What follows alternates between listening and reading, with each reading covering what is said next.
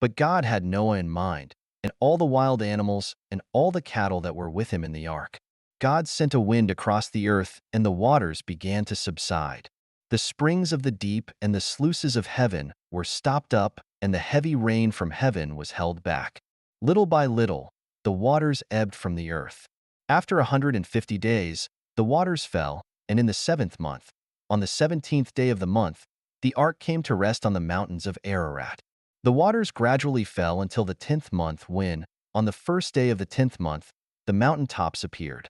At the end of 40 days, Noah opened the window he had made in the ark and released a raven, which flew back and forth as it waited for the waters to dry up on earth.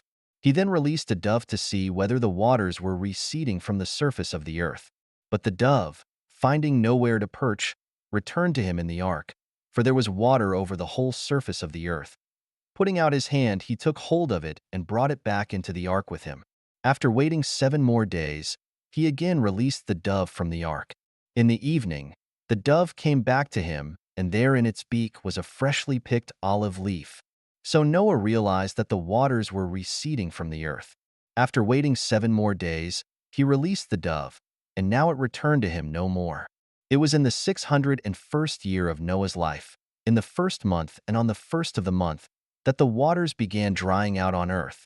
Noah lifted back the hatch of the ark and looked out. The surface of the ground was dry. In the second month, on the 27th day of the month, the earth was dry. Then God said to Noah, "Come out of the ark, you, your wife, your sons, and your sons' wives with you.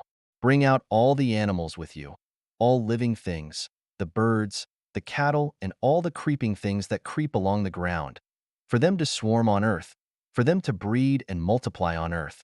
So Noah came out with his sons, his wife, and his sons' wives, and all the wild animals, all the cattle, all the birds, and all the creeping things that creep along the ground came out of the ark, one species after another. Then Noah built an altar to Yahweh and, choosing from all the clean animals and all the clean birds, he presented burnt offerings on the altar. Yahweh smelled the pleasing smell and said to himself, "Never again will I curse the earth because of human beings, because their heart contrives evil from their infancy. Never again will I strike down every living thing as I have done. As long as earth endures, seed time and harvest, cold and heat, summer and winter, day and night will never cease."